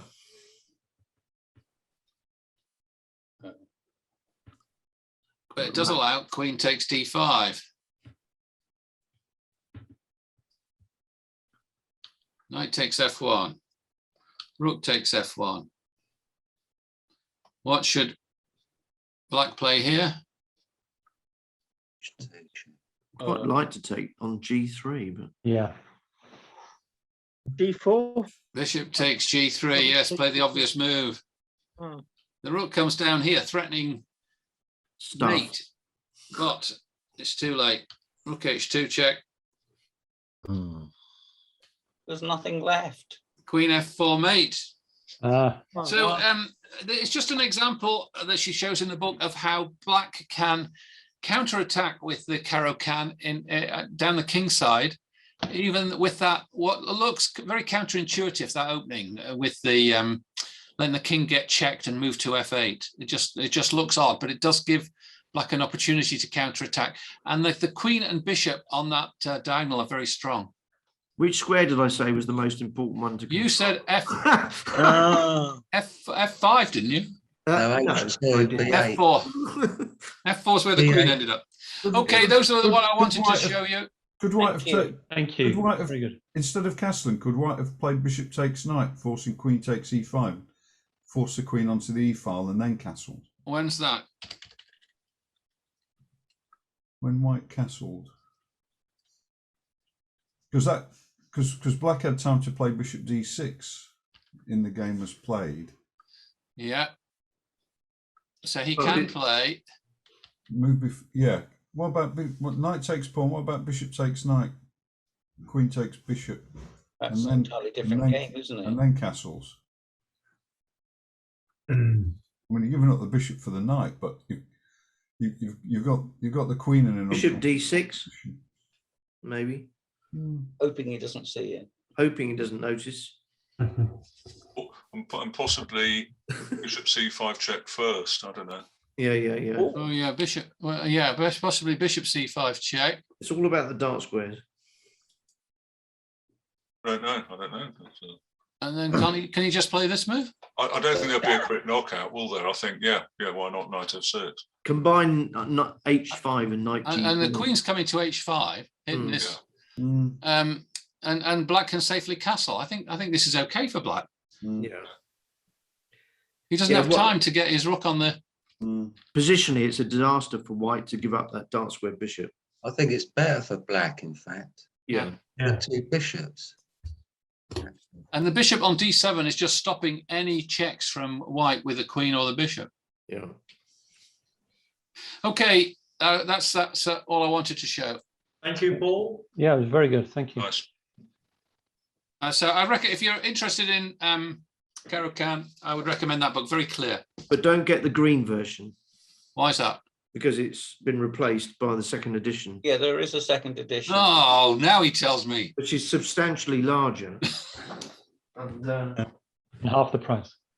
It cost me a But fortune. it's also very good, it must be said. I have it as it happens, Paul. I don't have the first one. I've got the second. it says in here, if you've got the green version, please dispose of it ethically. Because of the errors. Is it recyclable? Is it sustainable? You should be able to trade in your first edition. You should. For You should be able to upgrade it like discount on your software. second edition. Like the Singer's Solo edition. I bought the first edition because it was cheaper. Well, that's good logic, Mike. Yeah, I recommend know. that. Interestingly, if you buy it right now on Amazon, it will arrive tomorrow. So What, the red one? You The can blue buy one. it from my eBay shop and you'll get it earlier than that because I'll come round. Throw it through Is the that a window. threat? Tonight. not with your cough, John. Sorry about It that. arrives tomorrow, Mark. Before- You can read it tomorrow evening and then play it in the match on Thursday. Yeah. Before people give recommendations for good books, I'm on a sort of decades long search for the first book on chess I ever took out the library, and I don't know who the author was. All I can say is I took it out the library in about 1963. Was it Camden Library, Mark? No, it was Gray's library. If you know where Gray's is in Essex. Okay. I got this book out. Sad story. I was an only child, and I wanted, something to read on holiday. Having a sort of. So you got Lady Chatterley's Lover instead? No, I went. My family was going to Cromer, so I took this book to Cromer, which is where I learnt about how to play chess. And anyway, I'll give you the plot of the book. The book is an introductory book on chess, and it's written by a prisoner of war from the Second World War, who, taught himself to play chess or play chess against other prisoners, and made himself a chess set, and so on and so on. And was he a Russian? No, he wasn't. No, he's some British prisoner of war in Germany. And the thing about the book is that the advice was really poor. I mean, it had a mixture of sort of sound advice. When you develop your pieces, move every piece once. But he also had a piece of advice which I sort of could immediately spot wasn't very good, which is what he said was, always move your G pawn. No, what he said was, before you start the game, decide which squares you're going to develop all your pieces to, and stick to that plan. Now I could even, see straight away that there's a flaw in this idea, because you have to take some account of where your opponent is placing. Not necessarily. If you play the hero, you don't have to. Anyway, after the holiday, I went back and I got what really was my first decent book, which is a book called Modern Chess Strategy by Edward Lasker. Yeah. Which is quite an old book. This is the Bell edition, which I bought about 10 years later after getting it out the library because I liked it. And it's not the best book in the world on chess, but it's not bad, and you can get it very cheap. But it's a good book. It's been through many editions. The Edward Lasker. Yeah. And the nice thing I liked about the book was that it went through all the standard stuff for beginners, how to play chess combinations, and summary of the openings. And then it's got about 60 pages at the end, which is analysing grandmaster games, lots of famous games, which really was a real eye opener. Having just sort of just started to play. and then to read that stuff was quite good. So it is a favourite book of mine, but I don't think it's the best book. But if anybody knows or recognises the plot of the first book, please let me know, because I'd like to get it just for the sake of nostalgia, if I can find Is it. it an English author, do you think? Yeah, absolutely. Yes, he was a British prisoner of war, and so it's an introductory book on chess. And I think even the cover might have something about about him being a prisoner. Prisoner of war teaches you how to play chess or something like that. Anyway, I searched for it extensively. It wasn't called Prisoner of Cell Block H, was it, by any chance? Cell Block H file. I've asked about it on various internet forums and so on. Nobody's ever come across this book, so but there we go. Not even the lady in Norwich. Well, that's true. Yeah, I could try ask her. And anyway, end of personal appeal. It wasn't J.R. Hartley, was it, Mike? No, it wasn't. No. I know that Mein Kampf was written when Hitler was in turn. You read it, really? James? Yeah. You read it, James? I've tried to. I've got a copy. I know you're smiling broadly, Mr. Ware, because you know I haven't read it all. No, I haven't. It's starts off all right, and then it goes completely haywire. Apparently, it was given as a wedding present to every German couple that got married in the sort of 1920s and 30s. That's wonderful. Yeah. So Sweet. Yeah. You mean Edward Lasker's book? No. Very good. The Lasker one's probably has more educational value to it. Yeah. Yeah, I think didn't the Gideon Society replace their normal book with that? I don't know, John. You have to ask them. I think so. Yeah. Okay. Very good. Could you just have a longer look at the one that Philip Ware mentioned? The brand new one. 300 most important tactical chess positions. Ooh. All right. Yeah. Looks good. It's not that new, is it, Philip? Sorry? It's very new. Is it? 2020 it came out. Oh, is it? I'm sorry. Pardon me. Yeah. So it's making various introductions. Philip, are there any games in there by P.H. Clarke? I don't know. I think so. All draws. It's been quite interesting because there's been a lot of basic books. tricks, pins, trapping, and overloading. So it's something for beginners. It is probably a bit too complicated for beginners, but there are basic tricks in there, 1 to 27. So the other thing I was going to mention, John, when I started looking at various openings, just as an overview, I found that John Watson's books were pretty good. Yeah. Have you read those at all? I know they're quite well received. He brought out, didn't he, books on the English, and also he's an C4, D4, E4. Yes, he's also an expert on the French defence. I thought they were quite the French. He went up to. He did a book called Play the French, didn't he? He did. Yeah, it's gone to four editions. Four editions. I've got 4 editions. There might be a 5th. I'm not sure. Yeah. Surely you want the first one, don't you, Mike? Well, yes, I think I possibly got the first one, but of course it doesn't actually say this is the first edition on it. It's I got the one with the red and white cover, which I think is the first edition. Yeah. Mike, I might have an answer to your question. The author could be of the bloke who was banged up in France. I think it might be Roach. Oh, wow. Oh, that's brilliant. Thanks. Well, I'm not saying it is, but if it isn't, also another name that occurs to me is Battersby. Oh, A.F. Battersby? Yeah, probably. Where did I get that name from? Coronation Street. Oh, yeah. Okay, it could be, actually. Oh, that was Len Battersby, wasn't it? I think. No. Isn't it? I don't know. I'm not familiar. Fairclough. Len Fairclough, that's it. And Norman Littlewood. Yeah. Yes. John, who is Vigorito? I've never heard of him before. David, yeah. Yes, who is he? I wondered that. I see he's written a number of books on He's these. written other books. He wrote a book on the Piet's defence. If that doesn't answer the question. No, it doesn't. I'm scrabbling to. No, that was the one. The Piet's was Vigus, wasn't it? Did Vigorito? Well, James Vigus wrote a book on the Piet's. Vigorito's also. I thought he's also. There's more than one book, for goodness sake. Yeah. So you're both right. That's why. Yeah. I've never heard of him before. Yeah, he's written a few. Yeah.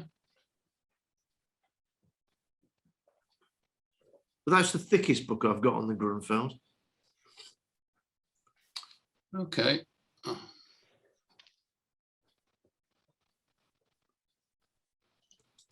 So, James, you've not really recommended any of your own personal favourites. I'm a bit disappointed. Well, I thought I'd leave it for another evening, John. What, on a different theme, perhaps? Can I mention a book? I don't recommend it, but it's a nice little story. I dug it out. Here it is. Oh, that's lovely. Leonard's book. Yeah. What is it? It's called Play Better Chess. Now, the story about this was, I think I was about 16. My mum bought it for me. I've been playing chess for many years, and the first chapter teaches you the moves. And you know, being a rather ungrateful teenager, I wasn't very happy that she'd bought. Did I know all that? Yeah, you know, basically, I knew it all. And back in those days, you didn't know about, you know, there was no chess engines and stuff. Anyway, I was preparing for an important tournament, and I decided that some of the key opponents I was going to be playing to prepare something against each of them. And as luck would have it, there is a line in here which wasn't in the opening book at the time, which was called Modern Chess Openings, which I think somebody played recently on one of these sessions, the Cutty Sark attack or the Grand Prix attack. Oh, yeah. Yeah. And so, of course, that wasn't in Modern Chess Openings. I researched all the lines. What, 2F4 or 3F4? I actually played F4, and my opponent didn't respond with an early D5. I could show the game sometime because, interestingly, we got to the final round of this tournament. We were both myself and my opponent were on maximum points. We played the game recommended in this, the line recommended in this book, for at least 10 moves before my opponent diverged. My opponent, by the way, has been, and the reason for going to get the book was been mentioned a few times tonight, was Graham Burgess. Oh, yeah. And yeah, so I played him and promptly won with Leonard Barden's analysis just by copying it and the principle of the sacrifice, white sacrifice on F5. So just goes to show, you know, a book like this, you know. What year was that book, Mark? I don't know, but I'm assuming. 78, is it? Sorry, what did you say? 78, maybe. I know it went to a second edition. And it is an update of the Guardian chess book. Yes, I think it's is it a series of articles from the Guardian, maybe? No, it isn't. No, Leonard wrote it from. Okay, 1980. It says right, published, okay. 1980. So yeah, which is probably when I maybe I got it around about that time, 80, 81. With that Grand Prix attack, which Mike also mentioned, Julian Hodgson beat John Nunn at Aronson in 1978, and the following morning I saw Mestel, Spielman, and Nunn, three, you know, reasonable players, rubbish players. Yeah, they just couldn't get over how well Hodgson had played. Nunn literally, you know, he was almost ripping his hair out, and at the end of it, he proclaimed, and he understood all of this. And I thought, my God, what an endorsement for Julian. Yeah. And what an endorsement for the Grand Prix attack. Yeah. Which, of course, was kicked off by David Rumans, wasn't it? Via 2F4. Well, yes, that's another story. In Holland, it would be called the Vinken. The Vinken system, yeah. Yes, yes. Yeah. You know, and sorry, I don't know if John mentioned Rumans, but yeah, the game I played, we followed the first 9 moves of a Rumans versus Rooney game, and before before Graham diverged. So yeah. In a bad way, presumably. Well, it wasn't too bad, but yeah, it was. Yeah. Anyway, so happy memories. Yeah, I just thought is great. Does anybody know if Graham is still editing chess books? He's living in Minneapolis. Oh, okay. And is the he's one of the people behind Gambit Oh, publication. he's still doing Gambit, is he? Okay. Yeah. So he's one of the editors, along with Murray and John Nunn.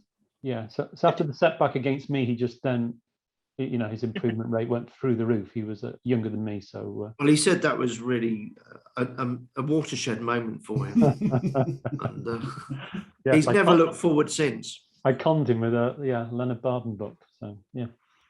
Well, Leonard would be delighted to hear that, I'm sure. Yeah. And he you know, he's 90 plus now, living. Yeah.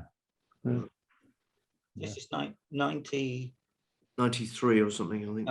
No. Well, 1929. So. Yeah.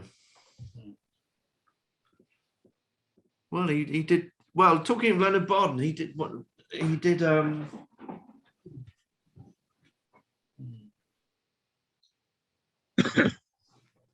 He's disappeared. Sorry, I was just gonna. Well, I didn't mention them, but because I didn't think about them. But one of my favourite books by Barden is this one. Yeah, that's good.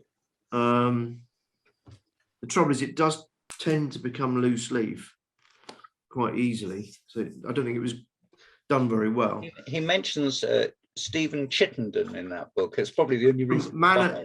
From Aldershot Manor Hall, Aldershot Manor Infant School, wasn't it? No, Courtmore Crookham Infants. I knew it was a Hampshire junior. Because there was something about, I think he was about 6 or something in it, and he knew about under promotion. I think that was it. And another one, which is extremely difficult to get hold of, but well worth doing so, is this book by Bent Larson, which is from a series of newspaper articles. Bent Larson's Good Move Guide. Yes, it is difficult. I've got 2 copies because I could, but it is exceptionally good. I've got 2. I'll tell you why. There's a chapter in here. Okay, there's a chapter in here which I think which was unusual for the time.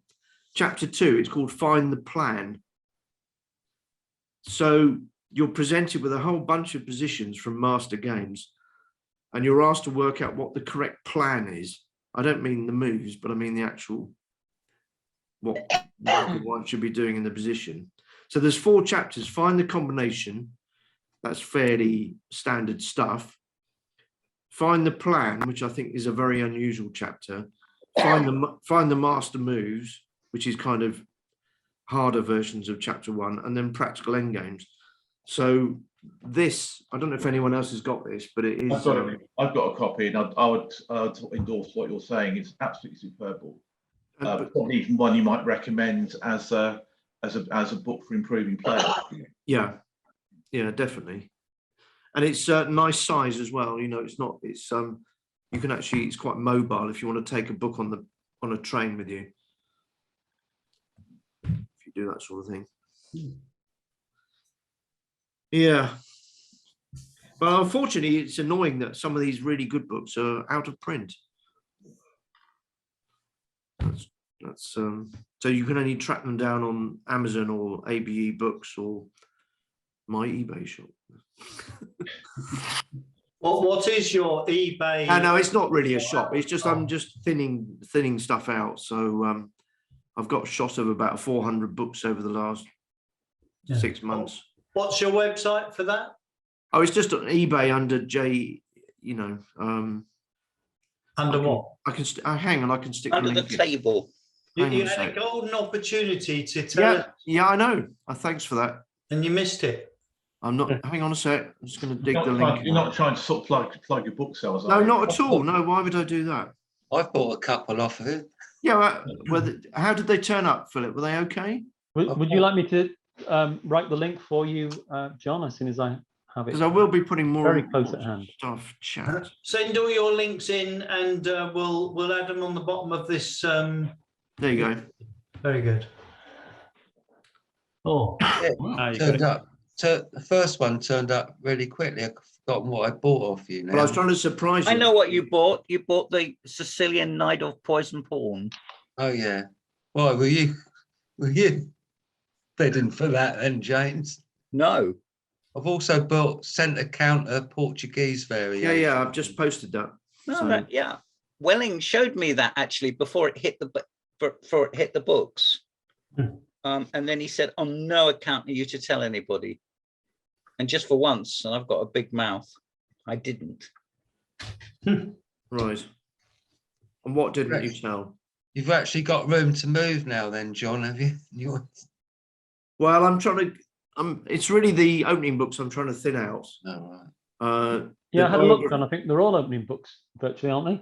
Yeah. I will be adding some more stuff, but principally it was opening books, yeah. Yeah. But I've kept back some that are really, I don't want to part with. I don't want to part with any of the hardback Batsfords from the Bob Wade era. I think that quite collectible, really. But yeah. I did bid on that English one as well by Gelfand, but someone outbid me on that. And Was that Fide Encyclopedia thing? Yeah. Yeah, I've not seen another book by that publisher. So that was a bit, and it raised the one that's surprised me most was Winning with the London System, which surprisingly went for £34. What? Did Michael Franklin buy it? But I think it might be out of print. It was one of those Gambit books. For example, the Peter Wells book on the Caro-Kann, Grandmaster Secrets of the Caro-Kann or something by Peter Wells, that also goes for extraordinary high prices. And I think it's out of print. That's probably the reason. I think the London system's got quite a following, hasn't it? I mean, promoted by people like Simon Williams. Yeah. It's easy to learn, isn't it? But it's almost got cult status now because years ago there were little secret societies of people that played the Blackmar Demar Gambit, and they would huddle together in hotels and show people cheapos. But they seem to have disappeared now and replaced by London system addicts. I think when Christine Coates learnt to play and Ken was trying to teach her some openings, then he talks of the London system because basically he can play like 10 moves against virtually anything that Black plays. But it's now sort of appearing at sort of top GM level and everything. For anybody who wants to sort of look into it, there's a very interesting sort of lecture given by Eric Rosen on the sort of Pittsburgh sort of chess club website on the States, where he goes into some really good ideas with the London. I think there's quite a famous game that Kamsky won against Sam Shackland, sort of with it, won inside 25 moves. I've seen that game. It's quite remarkable. There's a very clever idea in it. Yeah, it's a variation on the Bishop H7. Sacrifice. Yeah. Yeah, and that's a 2700 GM that's just like blown off the board. I think I know when Christine started playing the London system, she came to a Camberley Christmas handicap event, and she was paired against Peter Tart, who was Black. So the game went D4, E5, exclam, and then Christine was about to put the bishop on F4 and noticed it wasn't tactically sound. And then I think the bishop had to go back to C1, and that was caused a lot of disappointment. The first time I faced the London system, I think it was at a Richmond Rapid play, when I had a succession of 3 juniors who played it against me. They every single junior there, they'd obviously had a lesson about it because they were all playing it. Anyway, after I'd had it twice, I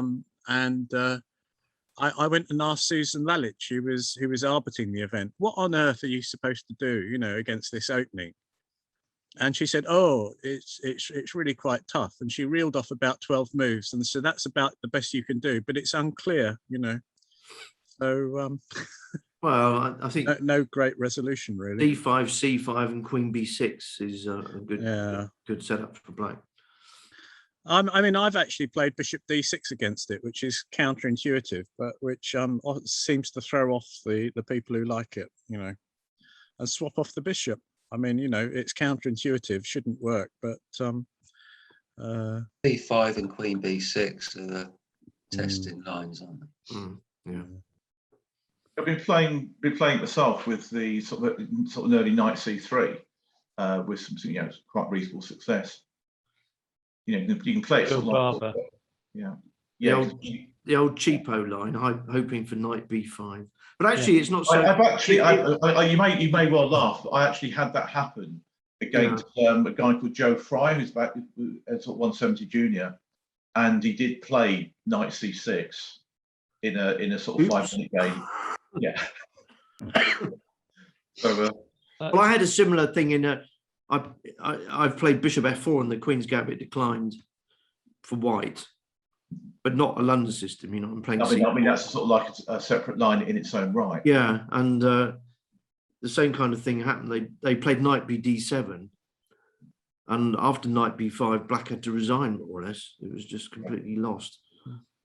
Tony, I got. And I've also had a situation with that Bishop F4 line where they played. I waited for them to play Rook E8.